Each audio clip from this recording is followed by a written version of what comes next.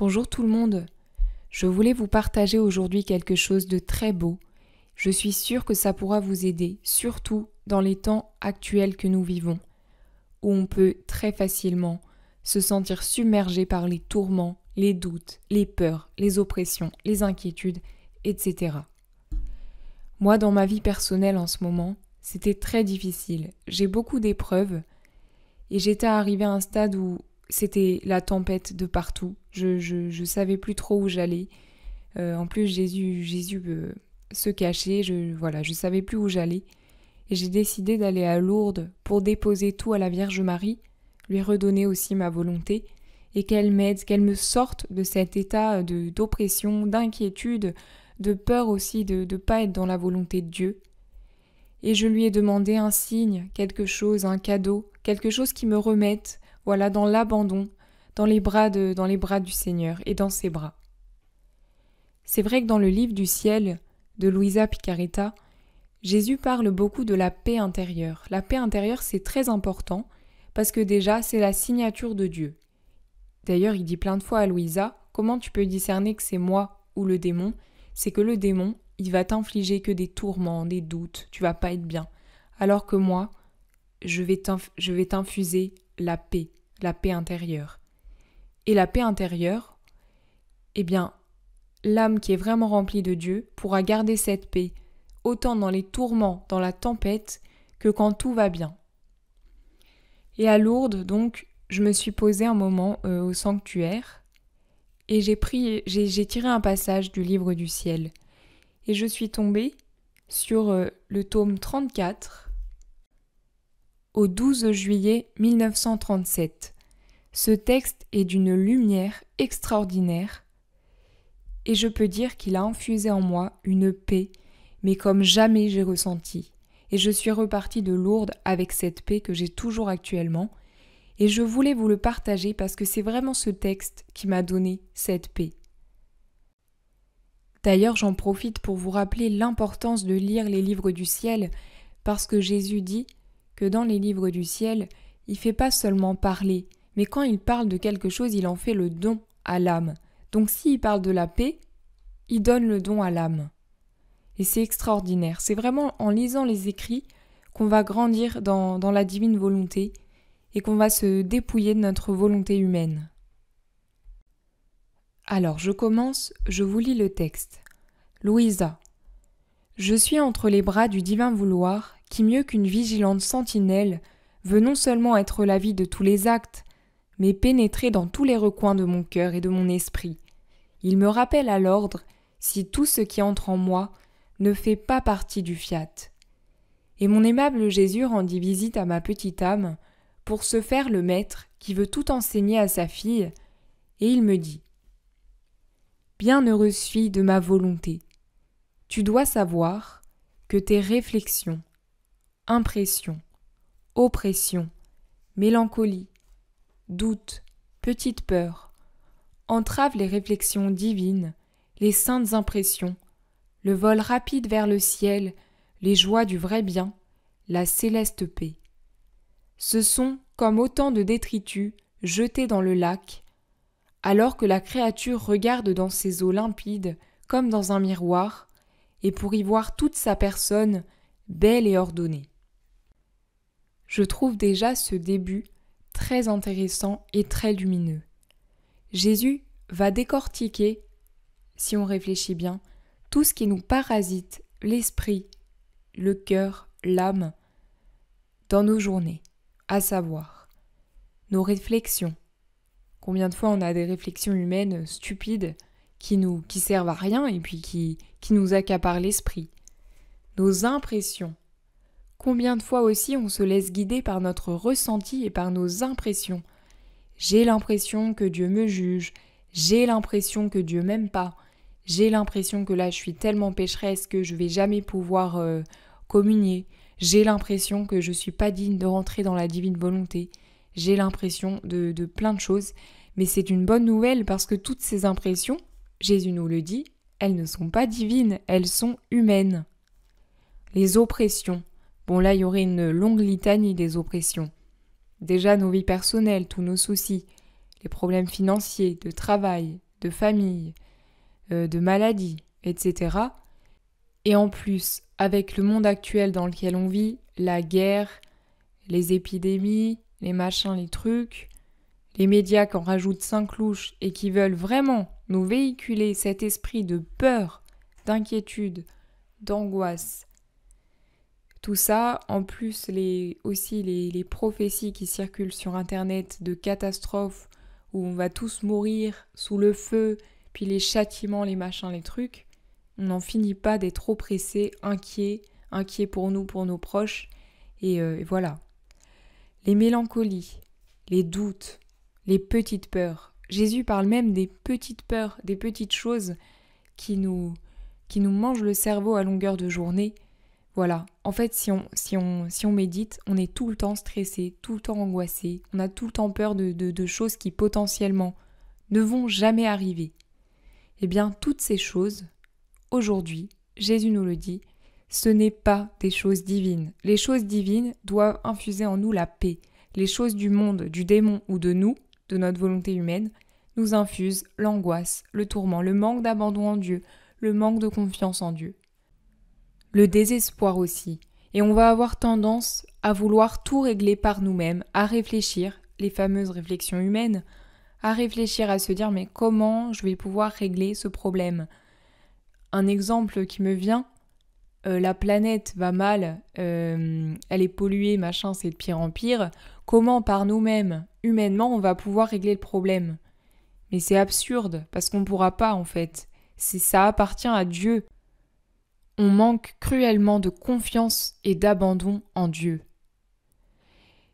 Et là, c'est génial parce que le Seigneur met une lumière sur tout ce qui nous parasite l'esprit et on va pouvoir travailler.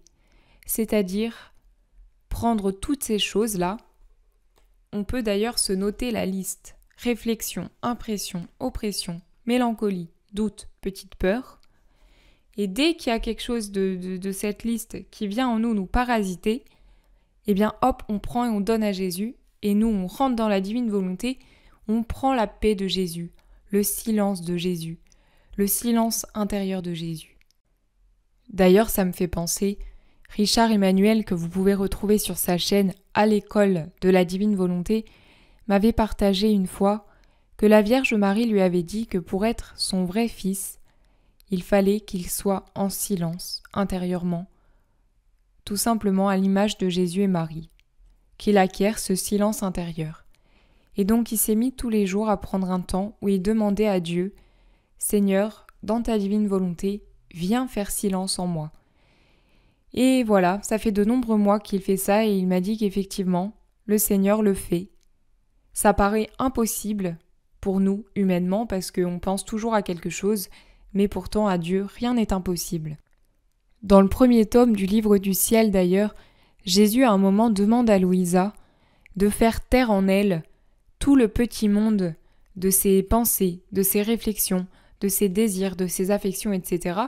Parce que sinon c'est impossible pour lui de venir la travailler et voilà, c'est impossible de grandir dans la divine volonté parce que on s'écoute nous-mêmes, on se regarde nous-mêmes, on écoute notre ressenti, nos impressions. Et quand Jésus vient nous parler, on ne peut pas l'écouter parce qu'il n'y a pas de place. On est trop rempli de toutes ces choses, de tous ces parasites. Donc demandons vraiment au Seigneur de nous donner le même intérieur que lui. Alors je vais continuer le texte. Que se passe-t-il alors ? Pendant qu'elle se contemple dans ces eaux limpides, on y jette quelques déchets. L'eau est troublée. Des rides apparaissent à sa surface, et qu'arrive-t-il à la pauvre créature qui se regardait dans ces eaux ? Les rides qui se sont formées à la surface de l'eau emportent un pied, un bras, une main, une tête, de sorte que la créature se voit toute déformée par les ondulations qui ont troublé la limpidité des eaux, de sorte qu'elle ne voit malheureusement plus son image tout entière à cause de ces quelques débris. C'est le cas de l'âme créée par Dieu, qui, mieux qu'une claire fontaine, permettait à Dieu de se voir en elle et elle-même en Dieu. À présent, les réflexions, les oppressions, les doutes, les peurs, etc. sont autant de graves à jeter dans les profondeurs de l'âme, et Dieu ne se voit plus tout entier en elle, mais divisé en petits morceaux, de sorte que la force, la joie, la sainteté et la paix divine sont divisées. Cela empêche la créature de savoir qui est Dieu, combien il l'aime et ce qu'il attend d'elle. Ces détritus entravent la marche de la créature et la font boiter, ce qui l'empêche de voler pour se contempler en celui qui l'a créé. C'est vrai que quand on a ces petites impressions, ces auto-jugements, finalement cette intransigeance envers nous-mêmes, on a l'impression que Dieu nous juge et nous voit comme nous, on se juge et comme nous, on se voit, et ça nous coupe complètement. On a vraiment l'impression que, on peut plus voler parce qu'on est retenu par notre culpabilité, par ses doutes, par ses peurs. Est-ce que je suis ci, est-ce que je suis ça, mais je peux pas rentrer dans la divine volonté parce que je suis trop sale, je suis pas digne. Non, tout ça c'est des impressions humaines, c'est pas la vérité. Et j'ai lu un autre texte hier justement où Jésus dit « Quand l'âme rentre dans ma volonté et qu'elle est tachée, autrement dit, on peut rentrer dans la divine volonté tachée. Si vous venez de faire un péché, vous pouvez vous repentir et l'instant d'après rentrer dans la divine volonté. Jésus dit, dès l'instant où l'âme tachée rentre dans ma volonté, je la purifie. Et tout ce qui n'est pas de moi, je le pulvérise. Je pulvérise ses passions, tout ça. Ça, c'était un tourment que je me mettais beaucoup. C'était, je suis pas digne de rentrer dans la divine volonté, je suis pas confessée, je suis pas clean. Mais maintenant, c'est pareil, c'est une chose que le Seigneur a enlevée de moi. C'est-à-dire que maintenant, plus je me sens nulle, pécheresse, misérable, et plus je vais plonger dans cette divine volonté parce que je sais que je suis instantanément purifiée. Voilà. Et c'est vrai que ces impressions humaines, combien elles nous font du mal. Alors je continue. Ces détritus entravent la marche de la créature et la font boiter, ce qui l'empêche de voler pour se contempler en celui qui l'a créé. Ce qui semblait de peu d'importance a maintenant formé la connaissance de Dieu dans la créature, l'union, la sainteté, le regard de Dieu dans la créature et de la créature en Dieu. On ne peut pas dire que ces gravats soient des petits riens, donc toutes ces petites choses qui nous parasitent, alors qu'il leur manque la solidité et la substance de l'amour vrai. Je trouve cette phrase très belle, la solidité et la substance de l'amour vrai. Nos impressions ne sont pas la solidité et la substance de l'amour vrai.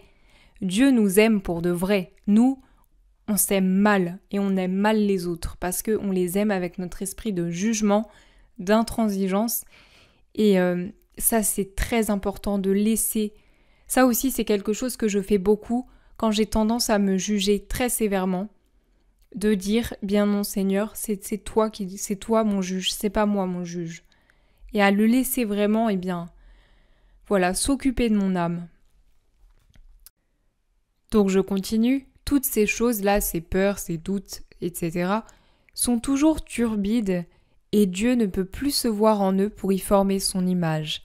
Par conséquent, sois attentive et recherche toujours ma volonté. C'est très important maintenant d'essayer d'abandonner tous ces doutes, ces peurs, ces impressions, toutes ces choses humaines qui nous parasitent pour regarder uniquement vers la divine volonté. Je voulais vraiment vous partager de ce texte parce que je le trouve très éclairant, très lumineux. En tout cas, moi, il m'a vraiment infusé une paix que j'avais jamais ressentie auparavant. Voilà, je vous souhaite une très bonne journée et je vous dis à bientôt.